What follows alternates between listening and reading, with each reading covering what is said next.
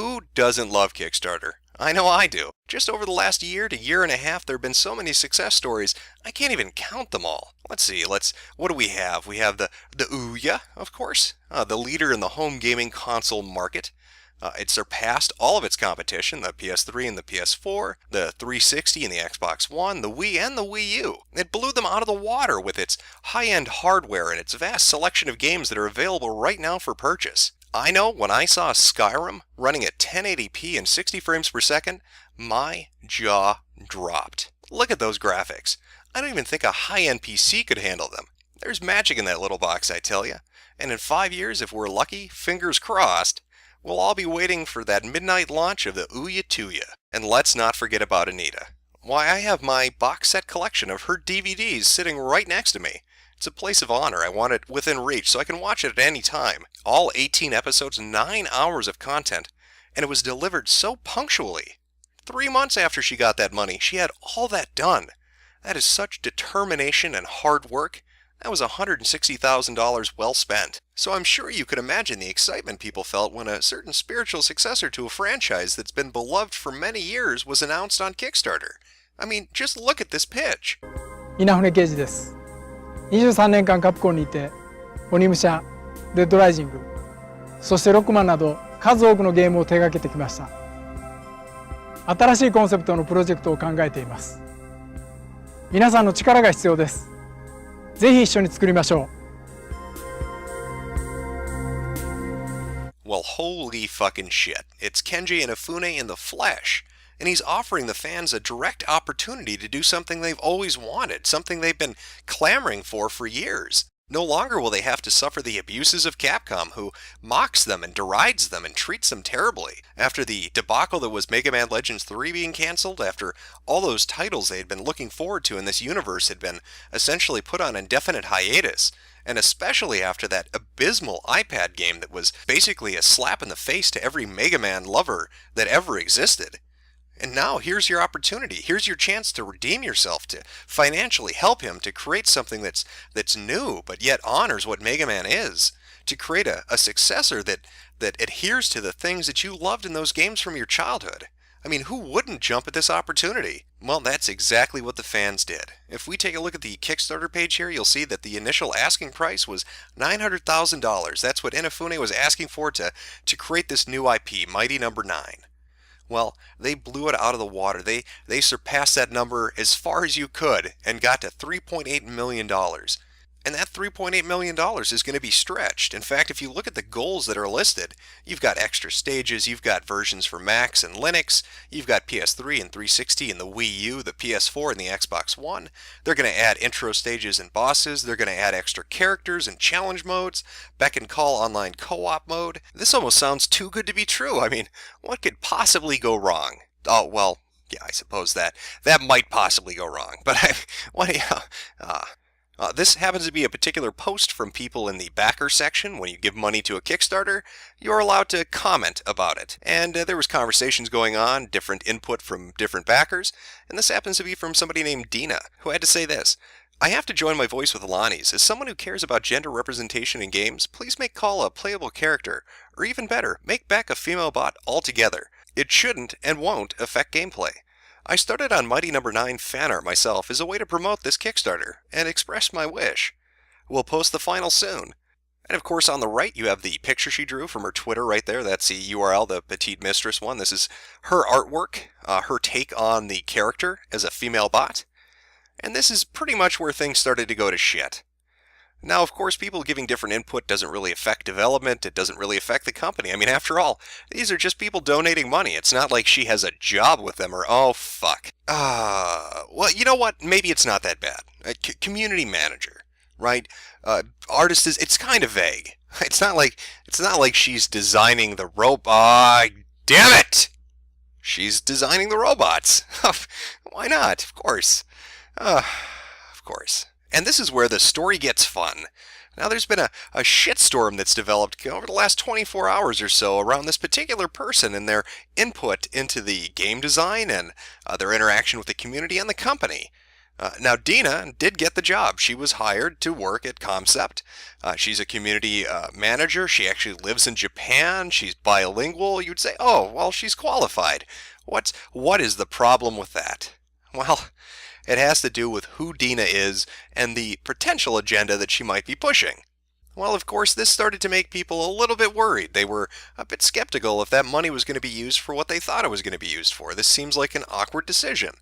Of course, as people are prone to do, and when I say people, I mean fucking retards, there were those that said, oh, you're over-exaggerating. You people are just getting whipped up over nothing. She's simply a community manager and nothing else. Well, as we've seen from the screen cap from her Twitter, that's not true. She is part of the design team. She's an artist working at the company, so she's more than just a community manager. Well, once again, those fucking retards decided, hey, you know what, we're still going to be detractors and give you shit.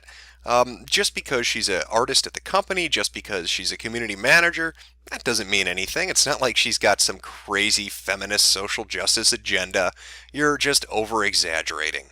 Except for all the tweets about rape, about feminist frequency in her videos, about Bayonetta doing slutty poses in her trailers, about non-exploitive female characters and, how great Beyond Two Souls is.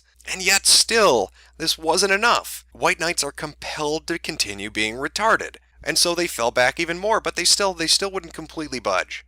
Right?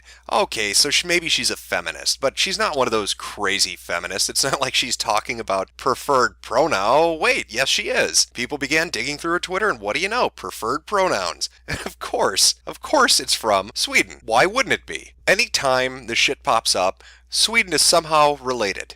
I don't know why that is. Maybe they're on some kind of geographic fucking ley line for sexual equality.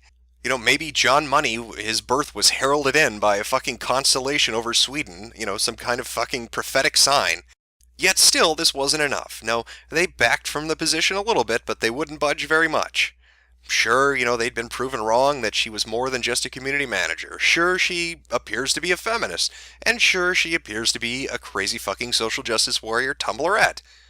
But that's still not enough. Why would they be upset? I mean, who cares? As long as she's a Mega Man fan who's played Mega Man games, there's not. Oh, wait. That's right. She hasn't played Mega Man games.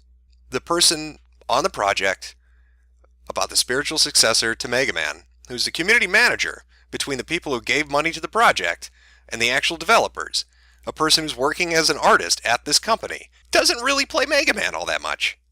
Never really a Mega Man player, but I do like 2D games, and my friends BF are working on it, so I support it. So as you might imagine, this of course really started to worry people. I mean, here we have somebody who appeared on the Kickstarter and started saying things like, oh, we should start swapping genders and we need a strong woman, a female protagonist. Swap those genders. Drop those pronouns. Who suddenly is now working at the company and they're possibly even designing the robots in the actual game. And then add on top of that they're a feminist and that they're talking about crazy ass Tumblrette shit. And then the icing on the cake, right? The cherry on top of the shit sundae doesn't really play Mega Man. So again, you could possibly imagine why that might freak out people a little bit, especially after they gave money to this project. Now this is the part where it really starts to pick up steam. Again, these conversations were taking place on a website, but of course there's also Concept's Mighty Number 9 website itself, which happens to have a forum section. So if you were a backer, if you gave money, you have access to the forum section. That's how you get into it. Well, people found out, and they weren't so thrilled about it, and threads started popping up. Now again, Dina is the community manager, so guess who gets to respond to the threads about this? Dina. What is that response? You know what? Let's play a game. Take a guess. What do you think the response is going to be? All these people who've given money to the project find out about this, they're getting riled up. They're not too pleased about it. How do you think a professional in that position would respond? Well, the first response wasn't even hers. It was from another person who happens to be a part of the community management team who began to mod edit people's posts. They didn't even respond to the post. They just went in and gave a snarky little mod edit. Again, you might imagine how that didn't go over so well. So now more people are starting to post. And they're getting even more agitated. They're asking some pretty good questions. Now what you need to understand is this isn't some, oh my god, all these people are attacking her. No, you can look. Here are some of the posts that were getting put up by people who were backers. And they're pointing out, they're saying, hey, we'd like a response. We found all of this stuff. What's your side of the story? Tell us what's going on. Now, at this point, it might be a good idea to take a small break from this, right? As you can see, all the people on the forums are starting to ask questions, but let's find out who Dina is. How did she put herself forward to this community? How did she introduce herself to the backers themselves? Well, she accomplished this with a post on the website itself under There's No I in Community in the news section. And I'm just going to read this to you. This is her first introduction to them. Mighty Beckers, it's a true pleasure to meet you. Thank you for embracing me as your new community overlord. Now kneel before me, lesser mighty Nos. Moo ha ha ha ha. Just kidding. Smiley emoticon. My name's Diana Abu Karam, and actually, it's the other way around. I'm here to serve you. Think of me as a giant ear, ready to listen to all your suggestions, requests, and anything else you feel like sharing. Except I'll also be managing and participating in the forums, so I guess think of me as a giant ear with a mouth. Also eyes for looking at fan art and, you know what, let's start over. Hi, my name's Dina. Like most of you, I've grown up on video games and have an undying passion for this magical medium. I'm a Zelda fanatic, a Tim Schafer lover, figuratively speaking, an unrepentant Final Fantasy VIII hardliner, no, that's not a troll, winky face emoticon. Also, to clear up any forum confusion, Mega Man X is the best Mega Man. After hopping around the globe a little, I finally left my motherland behind, Lebanon if you're wondering, and settled here in Japan, where I now work at Concept. I'm an artist by trade, which is all the more reason I'm so excited to be a part of this exceptionally creative community. So expect to start seeing a lot of me on the forums, official Facebook page, Twitter account, these updates, etc. Basically anywhere and everywhere Mighty Number 9 is. Another emoticon. So yes, think of Dina as one of you, because she was/is. Mighty Number 9, 1046, to be exact. And of course, the 1046 refers to the backer number she got when she pledged her money. So she was I'm guessing that's what it is. It's either that or it's when she registered her account on the website itself. But either way, that's her position. I think that's how they assign the numbers. Eerie, isn't it, though? It kind of gives you a sense of deja vu, like you've read something like this before, but you can't quite pin your finger on it. Almost like this should be signed to Penguin of Doom, maybe. I don't know. Well, let's go back to the forums now. Like I said, they're waiting for Dina to respond. They're waiting to get some kind of idea of what's going on here exactly. Now, in the meantime, while they're waiting for that response in between mod snark from other assholes on the website itself, people notice something. Maybe you noticed it when I was reading that intro. The bit there about also to clear up any forum confusion, Mega Man X is the best Mega Man? Yeah, that particular part. Because it doesn't jive with what she was putting up on her Twitter. She doesn't play Mega Man, and yet she's telling people what the best Mega Man is. This comes off as disingenuous, like a lie. Again, a terrible thing to do if you're the community manager, if you're the person who is part of the outreach towards the backers from the company itself. So now this really pisses them off. As if all these other things aren't irritating enough, as if they're not worried about enough things already, now it appears that she's fucking lying to them. This of course leads to even more posts, with more people starting to get even more agitated. And then finally, and again, this is last night for context of when this is all taking place, she finally shows up. Now again, she's in Japan, so it'd be morning for her. You know, you've got that hour difference going on, so that's probably why it took so long. And finally, we're going to get her response. Great. What does she say? How does she quell this uprising? Here's her chance to vindicate herself. How does she respond? By locking her Twitter. Let me say that again. All of these people who have seen all of her posts, all of the contradictions, all of the crazy shit that's kind of popping up, she locks her Twitter. That's her first response. As you might imagine, this wasn't met with cheers of adulation from the forum posters. But fear not, she finally does show up. She even creates a topic. Hi, Dina here, ask away, in which she admits that she did in fact lock her Twitter. But she says that she had just woken up and she was bombarded by all of these questions and all this activity, and she freaked out a little bit. So she locked it, but you know what? She's going to unlock it. It was a simple mistake. Cut her a little bit of slack. She's here to answer your questions, and maybe we can move forward with this. Except for one little problem.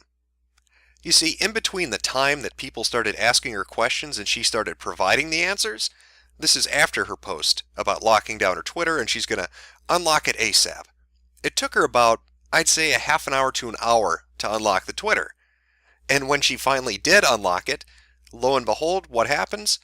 All those tweets have mysteriously disappeared. Now, of course, this is the internet, and anything you put out there is never going to disappear. There's always going to be some form of evidence. There's going to be some footprint left behind of your activity. And the forum posters have that evidence. In fact, that's one of the first questions they ask. What the hell? One, why did you lock your Twitter? And then two, when you finally unlocked it, why did you delete all of this? This is really looking bad. Again, they've been going over this stuff for hours now. And it's not just the forum users on the website itself, not just the backers, but people on multiple websites have been kind of reading through this stuff and really just kind of dumbstruck at, the blatant lies that she's kind of put out there. And the blatant confusion going around of, how did you get this job? That's another question that people really wanted an answer to. How did you get hired for this? There were other people putting out better artwork. There were more qualified people to be an intermediate between the English and the Japanese. Even though Inafune is kind of known as being a Westaboo, so maybe he hired her because he wanted that connection to the market. Who knows? Another thing to consider, too, is people were picking apart her tweets while this is all going on, and they found something in that first one where she talks about not being a Mega Man player. Specifically that very last line, where she's talking about she's supporting it because her friend slash BF work there, or are working on it.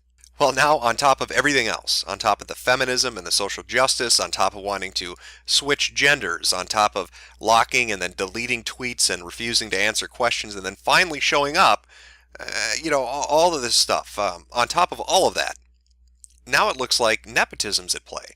Now it looks like this is how she got the job. Here's the answer to the question people were trying to figure out. How the hell did she get hired? What were her qualifications?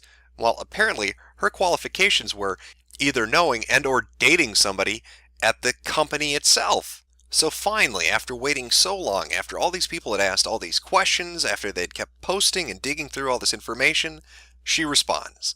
And what is her response? Yep, it was nepotism. Yes, I did know people there. Yes, I had an in. Now, she doesn't outright say this is nepotism. She just says, yeah, it was known that I knew people who worked there. It was known that I had relationships with people who were part of the development team.